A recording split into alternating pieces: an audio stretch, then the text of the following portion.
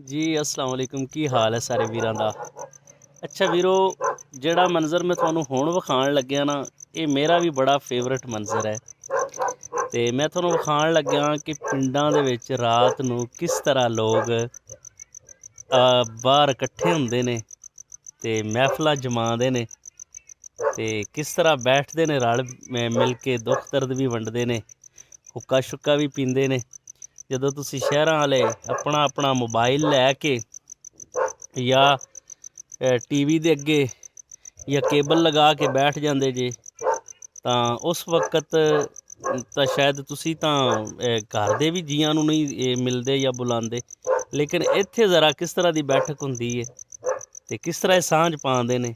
आओ ज़रा वो मंजर मैं थोनू विखाना, बड़ा दिलकश ते दिल फरेब मंजर है जनाब, ते स्वाद आ जाना थोनू। वेखो जी असी थोनू लैके जाने इत्थे सारे इकट्ठे होंदे ने। बह जा उत्थे अगां जाके बह जा।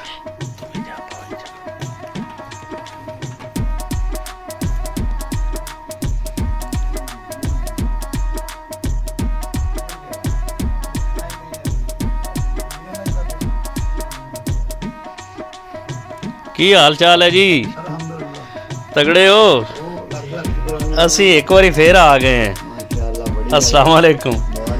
असी विखा रहे हैं ਜਿਹੜੇ ਸ਼ਹਿਰਾਂ ਵਾਲੇ ਲੋਕ ਨੇ ਨਾ, ਉਹਨਾਂ ਨੂੰ ਵੀ ਪਿੰਡਾਂ ਵਾਲੇ ਕਿਵੇਂ ਬਹਿੰਦੇ ਨੇ ਰਾਤ ਨੂੰ ਹੈ ਮਜਲਿਸ ਤੇ ਮਹਿਫਲ ਜਮਾਤ। ਮੈਂ ਕਿਹਾ ਤੁਸੀਂ ਮੋਬਾਈਲਾਂ ਵਿੱਚ ਵੜ ਜਾਂਦੇ ਜੇ ਤੇ ਘਰ ਦੇ ਜੀ ਘਰਦਿਆਂ ਦਾ ਨਹੀਂ ਪਤਾ ਲੈਂਦੇ।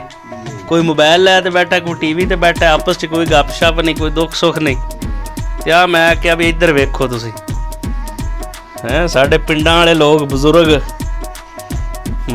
ਹੈਂ ਬਾਬਾ ਅਬਦੁਲ ਸਤਾਰ ਇਹ ਗਲੀ ਭਖ ਰਹੀ ਹੈ ਜੀ, ਇਹ ਹੁੱਕਾ ਹੈ ਔਰ ਉਹ ਬੈਠੇ ਨੇ। ਪੂਰਾ ਮੂੰਹ ਕਰਿਆ ਜ਼ਰਾ, ਇਹ ਵੇਖੋ ਜੀ ਕਿਆ ਬਾਤ ਹੈ।